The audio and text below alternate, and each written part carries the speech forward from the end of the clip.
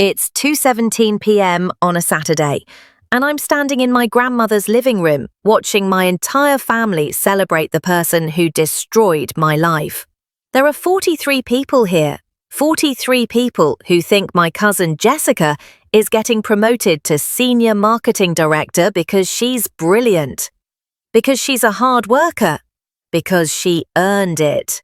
Not one of them knows she stole 18 months of my work to get there. The worst part wasn't that she framed me for the campaign that failed. The worst part wasn't even that she took credit for the campaign that made the company $2.3 million. The worst part was that she looked me dead in the eye while cutting her promotion cake and whispered, "Thanks for everything, cuz."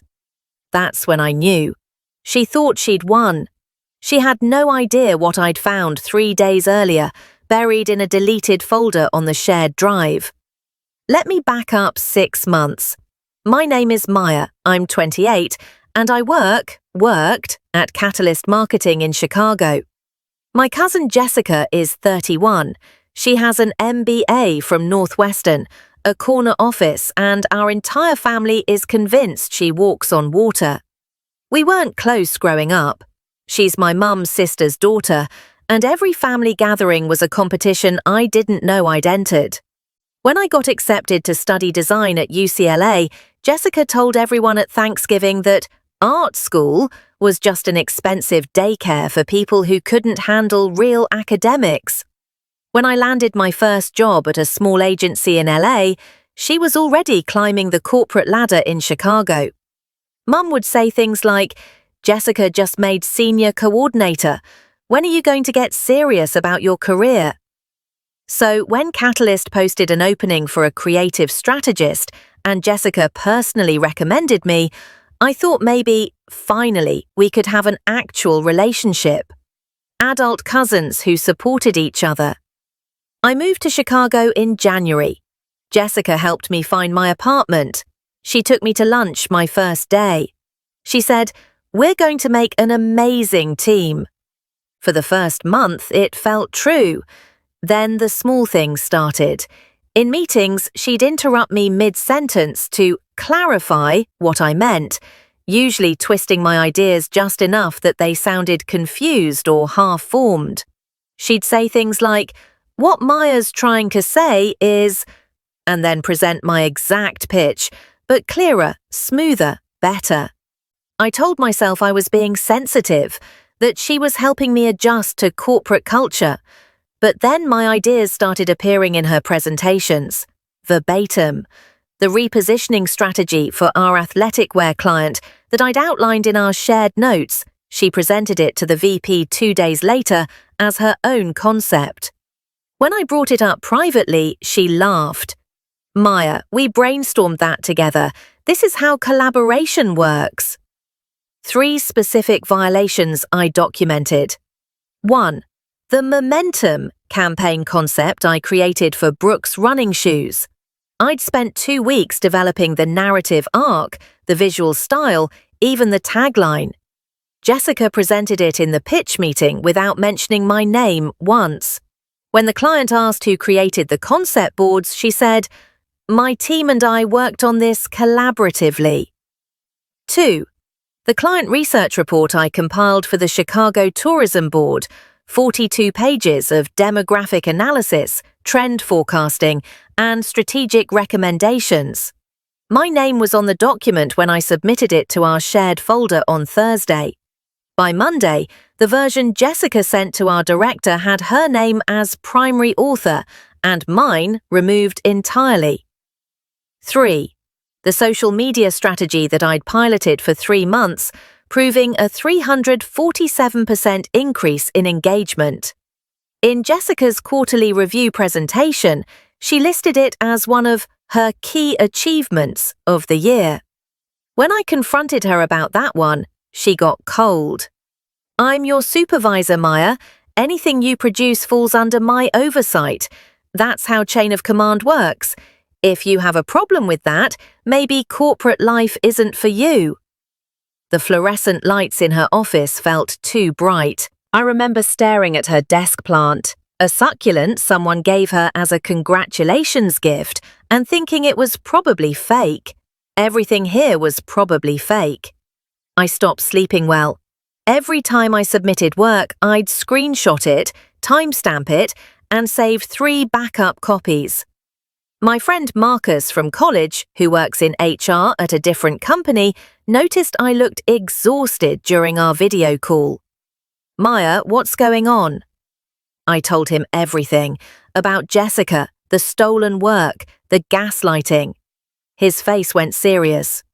"You need to document everything, not just the work, every conversation, every meeting, every email. If she's doing this systematically, there will be a pattern." So I started building a file. Every project I worked on, I saved in 3 places: my personal laptop, a cloud drive Jessica didn't have access to, and a USB drive I kept in my apartment. I started BCCing my personal email on anything important. I kept a journal with dates, times, and verbatim quotes from our conversations.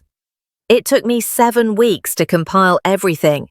53 pages of evidence, side-by-side comparisons of my original work and her presentations. Email chains where I'd outlined ideas that appeared in her pitches days later. Meeting notes where she'd dismissed my suggestions, only to present them as her own the following week. Then, on a Wednesday in July, I found something that made my hands shake. I was updating files on our shared drive when I noticed a folder I'd never seen before. It was titled archive_2023_OLD and hidden 3 subfolders deep in Jessica's directory, probably left over from a reorganization. Curious, I clicked through. Inside were draft presentations, campaign concepts, strategy documents, all dated from before I joined the company, and in one of them, a failed pitch for a sportswear client from 2 years ago, I found my momentum campaign. The exact concept, the exact visual direction, the exact tagline. Not similar, identical.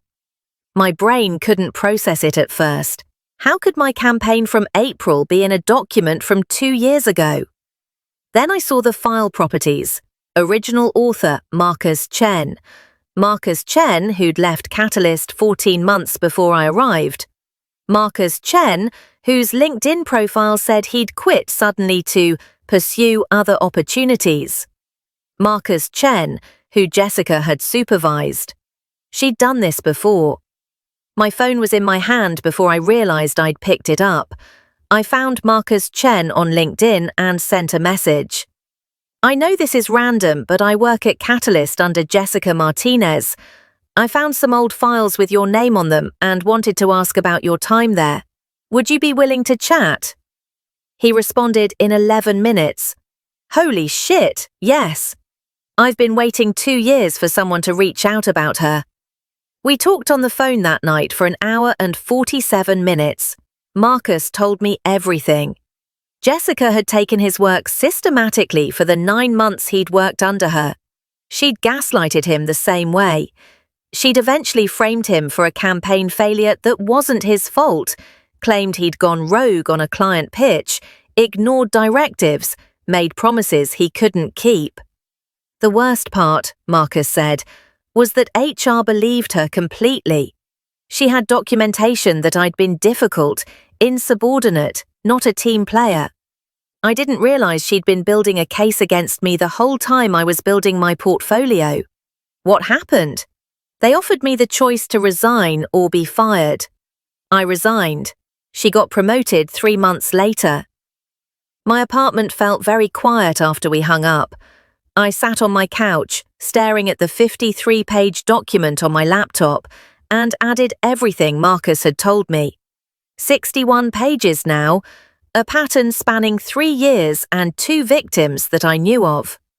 That Friday, I got an email from our CEO's office. Subject line: Catalyst Leadership Summit, September 16th to 17th. The annual company-wide conference where leadership presented the year's major achievements and announced promotions in 6 weeks. I requested a meeting with Jessica on Monday morning, private, just us two.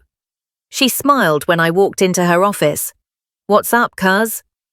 I put a printed copy of my documentation on her desk. "I need to talk to you about something serious." Her smile didn't waver, but something shifted behind her eyes. "Okay." "I've been documenting every project I've worked on since March, side by side with your presentations. I found the archive folder from 2023. I spoke with Marcus Chen." The smile disappeared. "Maya, what are you implying?" "I'm not implying anything. I'm stating it directly. You've been stealing my work systematically. You did the same thing to Marcus. You're going to present my portfolio redesign campaign at the Leadership Summit as your own, and I'm not going to let that happen." She stood up. "You need to be very careful about making accusations like this.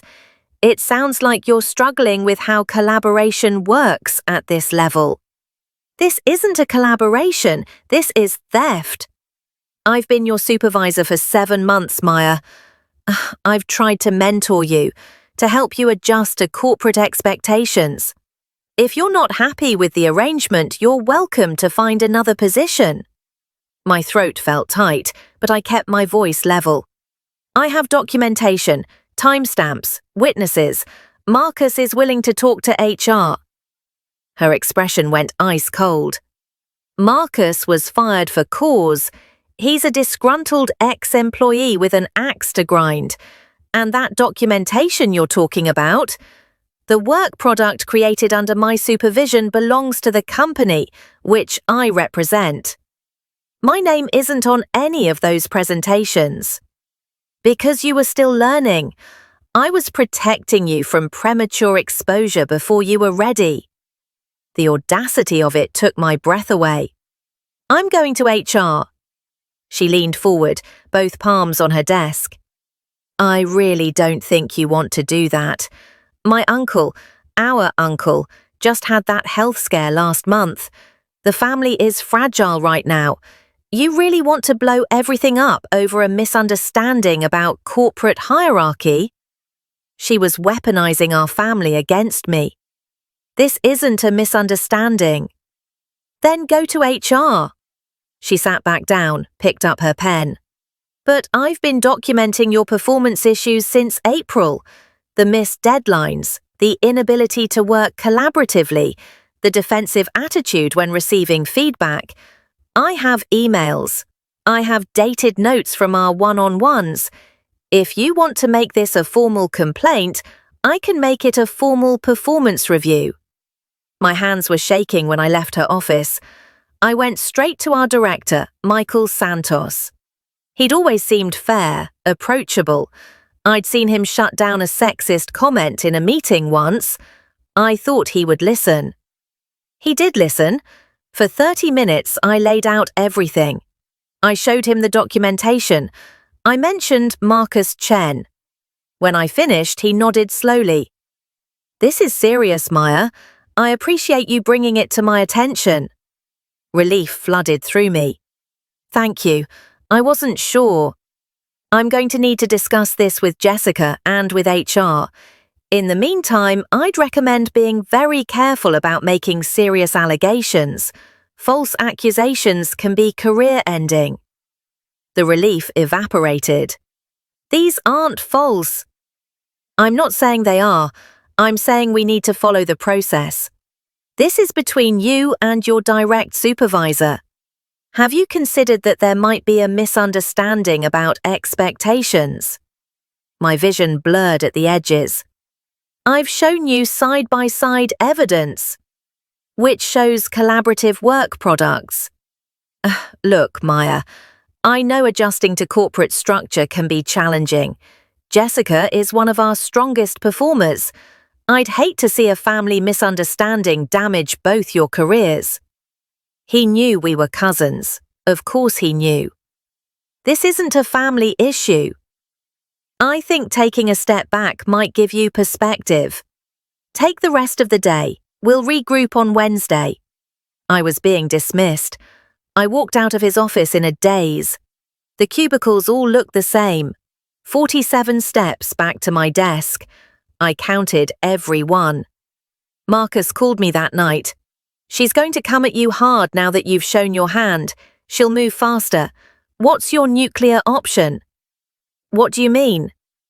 "I mean, if HR won't listen, if management protects her, what's your plan?" I didn't have one. "Start looking for allies," Marcus said. "Anyone else she might have burned. Anyone who left suddenly. You need witnesses." I spent the next 2 days searching LinkedIn for former Catalyst employees who'd worked under Jessica.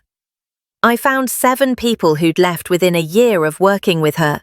3 responded to my messages. Sarah Kim, junior copywriter, quit after 5 months in 2022. She made my life hell, took credit for the Whole Foods campaign tagline. I tried to report it, but she convinced everyone I was unstable. David Okonkwo, assistant strategist, fired after 8 months in 2021. She set me up to fail on the Patterson account, told me one thing, documented another, then blamed me when the client complained.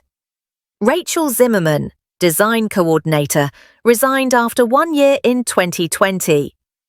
I didn't have proof. I wish I'd been smarter about documentation. If you have evidence, fight, please. 5 victims across 4 years. On Thursday, I got an email from Jessica. "Quarterly review moved up to next Tuesday. Please prepare your self-assessment and portfolio of work. J." She was making her move. I called Marcus in a panic. "My review is Tuesday. She's going to bury me." "Then you need to go above her head, like way above. Do you have an ethics hotline? An independent HR investigation process?" I don't know. "Find out, tonight, and get every single person who'll go on record to file their own complaints. If it's a pattern, they can't ignore it." I spent that evening reading the entire employee handbook. Page 47, Ethics and Compliance Hotline. Independent third-party investigations for claims of workplace misconduct. I filed a formal complaint at 11:34 p.m. Then I emailed Sarah, David, and Rachel. "Would you be willing to file formal complaints about your experiences? I have evidence. This time might be different." Sarah responded at 1:15 a.m. "I'm in." David at 6:22 a.m. "Tell me what you need." Rachel at 7:03 a.m. "Finally, yes." The investigation was assigned to an external firm on Friday. I got a call from an investigator named Patricia Mendez on Saturday morning. "Ms. Chen, I've reviewed your complaint and supporting documentation. This is quite extensive. I'm going to need to interview you, your cousin, several current and former employees, and review company files. The process will take approximately 3 weeks. Are you comfortable remaining in your current reporting structure during this time?" "No." "I'll recommend a temporary reassignment. You'll report directly to the VP of Creative for the duration of the investigation." 23 days later, Patricia called me back. "We've concluded our investigation. I want to walk you through what we found." She'd interviewed 17 people, current and former employees, clients, vendors. She'd reviewed 4 years of Jessica's email communications, file histories, and presentation documents. She'd found 22 distinct instances where Jessica had taken sole credit for work created by subordinates. She'd found documentation showing Jessica had systematically built false performance cases against 5 employees before forcing them out or getting them fired. She'd found the deleted archive folder, and in that folder, original files with metadata showing she'd copied entire campaigns from former employees and simply changed the names. "The pattern is undeniable," Patricia said. "Your cousin engaged in systematic intellectual property theft, falsification of performance records, and retaliation against employees who questioned her. I'm recommending immediate termination. My hands were shaking so hard I almost dropped the phone. What happens now? The company has to review my findings and make a decision. But Ms. Chen, you built an airtight case. The evidence is overwhelming. The Leadership Summit was September 16th, just like planned. Except instead of being a celebration, it turned into an emergency all-company meeting. I sat in the third row of the conference room, 312 employees. Jessica sat in the front row with the other directors, probably thinking she was about to be celebrated. Our CEO, Richard Park, stood at the podium. He looked tired. I'm not going to sugarcoat this. An extensive investigation into workplace misconduct has concluded. As a result, effective immediately, Jessica Martinez is no longer employed by Catalyst Marketing. The room went silent. You could hear the HVAC system humming. Several employees came forward with evidence of credit theft, falsified performance records, and retaliation. An independent investigation confirmed a pattern of serious misconduct spanning 4 years. I want to be clear. This behavior is antithetical to everything Catalyst stands for. Jessica's face had gone white. She stood up, but security was already moving toward her. Additionally, Richard continued, we failed these employees. Multiple people reported concerns that weren't adequately addressed. We're implementing new policies, mandatory ethics training, and an independent reporting structure for workplace complaints. This should never have continued as long as it did. Jessica was escorted out.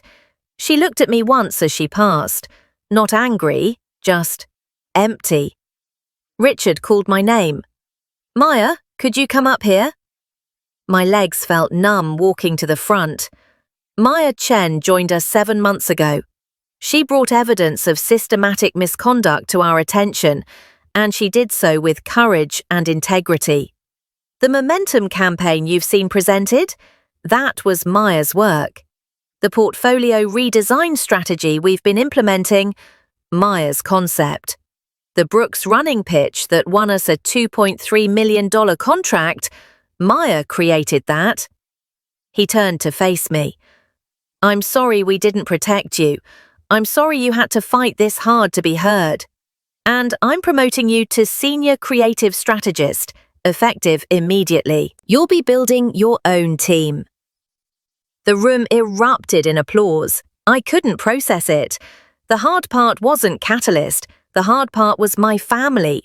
My aunt, Jessica's mother, called me 3 hours after the meeting. How could you do this to her, to us? She stole from me, Aunt Linda, for months. She was helping you. She was mentoring you. You just couldn't handle having a successful woman in the family, so you tore her down. My mum wasn't much better. I don't understand why you couldn't handle this privately. Did you have to humiliate her publicly? She humiliated herself. I just documented it. She's family, Maya. So am I. My grandmother called the family meeting, the one where everyone came to Jessica's defense, the one where 43 people stood in her living room and told me I'd overreacted, that I'd destroyed Jessica's career over jealousy, that family should protect family. I stood in the corner, holding a glass of wine I wasn't drinking, listening to my cousin Derek explain that workplace politics are complicated. And maybe I didn't understand corporate culture. Marcus Chen had warned me this would happen. They'll protect the golden child. They always do. Your job isn't to make them understand. Your job is to know you're right. Sarah Kim came to Chicago the week after. We got coffee. She cried. I can't believe you actually won. I thought I was going crazy back in 2022. Thank you for fighting. David Okonkwo sent me a LinkedIn recommendation that made me cry. Maya Chen is the colleague everyone deserves and the advocate I wish I'd had. Her courage changed lives. Rachel Zimmerman sent flowers to my apartment with a card. You did what I couldn't. You're a hero. It's been 4 months since the investigation concluded. Jessica filed a wrongful termination lawsuit. It was dismissed in 6 weeks. Her lawyer saw Patricia Mendez's evidence and advised her to settle quietly. I heard through the family grapevine that she's working for a startup now, something in fintech. I don't follow up. My team is small, just 3 people so far, but we're good. I hired 2 junior creatives straight out of design school and 1 career switcher from journalism. I tell them constantly, your work is your work. Your name goes on everything. If anyone takes credit for what you create, you come to me immediately. The Momentum campaign won an industry award in November. I accepted it on stage in front of 800 people. My hands shook holding the trophy, but I smiled. Marcus Chen flew to Chicago for the ceremony. We got dinner after. How does it feel? He asked. Surreal, vindicating, exhausting. Yeah, he nodded. All of that. Do you ever regret not fighting back when it happened to you? He considered this. I regret not having evidence, but I don't regret leaving. I needed to leave to heal. You needed to stay to fight. Different paths, same dignity. My relationship with my family is complicated now. About half of them came around after seeing the investigation report. My mum apologized over Christmas dinner. I didn't realize it was that extensive. The other half still thinks I'm the villain. My aunt hasn't spoken to me since September. Jessica's younger brother told me at Thanksgiving that I'd always been jealous of successful women. I left that dinner early. But here's what I learned. Some people will never believe you, even when confronted with overwhelming evidence. Some people are more invested in maintaining a comfortable lie than facing an uncomfortable truth. Your job isn't to convince them. Your job is to document the truth, find the people who will believe you, and fight like hell for what's right. 2 weeks ago, I got a LinkedIn message from a young woman at another Chicago marketing firm. I think my supervisor is stealing my work. I saw your story on an industry blog. Do you have advice? I sent her my documentation template, all 61 pages of it, refined and organized. I sent her Patricia Mendez's contact information. I sent her the names of employment lawyers who specialize in intellectual property theft. And I told her what Marcus told me. Your nuclear option is always the truth. Document everything. Find your witnesses. Don't fight alone. She thanked me, said she'd been feeling crazy, said she thought maybe she was overreacting. I told her, trust yourself. And when people try to gaslight you, trust the documentation more. Last week, I presented at that same conference where Jessica was escorted out. 600 people this time. I talked about the portfolio redesign campaign that's now being implemented by 12 major brands. When I finished, the applause lasted 43 seconds. I counted. Afterward, a junior creative from a competing firm approached me. Can I ask you something? Sure. How did you know you weren't crazy when everyone was telling you that you were wrong? I thought about those months of documentation. The screenshots were saved at 2 a.m., the side-by-side comparisons. The journal entries track every gaslit conversation. I knew because I had proof, but more than that, I knew because I trusted myself. When someone tells you that your memory is wrong, that you're too sensitive, that you're misunderstanding simple collaboration, but you know what you created, what you saw, what happened, trust that. Document it, verify it, but trust it. She nodded, eyes shining. Thank you. I watched her walk away, probably carrying her own story of stolen work or dismissed concerns, or gaslighting disguised as mentorship. Here's the thing about family, about workplaces, about systems that protect predators. They count on you being too afraid to fight, too tired, too worried about burning bridges or causing drama, or being that person who couldn't just let it go. Jessica counted on that. She counted on me valuing family peace over my own dignity. She counted on the system protecting her instead of investigating her. She counted on the other victims staying silent. She miscalculated. Sometimes the quietest person in the room is just gathering evidence. And sometimes, not always, but sometimes, the truth wins. I'm Maya Chen. My cousin framed me, so I uncovered everything they tried to hide, and I'd do it again in a heartbeat.